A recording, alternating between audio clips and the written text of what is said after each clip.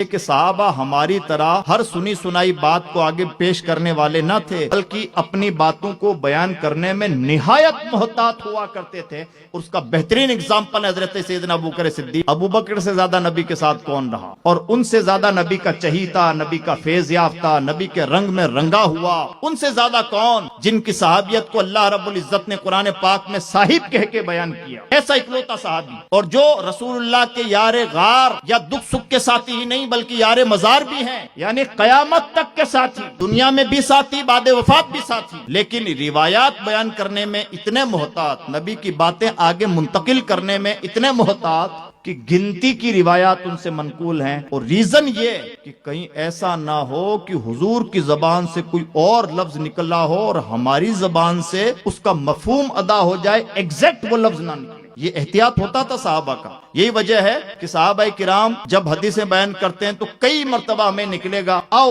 او او او کا مطلب یا تو حضور نے یہ فرمایا، ہو سکتا ہے کہ یہ نہ ہو حضور کی زبان، یعنی مفہوم ایک ہی ہے، معمولی سا الفاظ کا فرق ہو جاتا ہے۔ تو اگر الفاظ میں تھوڑا بھی تردد ہوتا ہے، مجال نہیں کہ صحابی کانفیڈنس کے ساتھ کہہ دیں کہ رسول اللہ نے ایسا کہا ہے، بلکہ اگر تھوڑا سا بھی تردد ہوتا ہے تو اس تردد کو پیش کرتے ہیں، رسول اللہ نے یہ فرمایا، یا ہو سکتا ہے کہ یہ نکلا حضور کی زبان سے، یا ہو سکتا ہے کہ حضور کی زبان سے یہ لفظ ادا ہوا ہو، یعنی اس کو یقین میں بدل دیتے ہیں کہ ان دونوں تینوں میں سے کوئی ایک نکلا تھا۔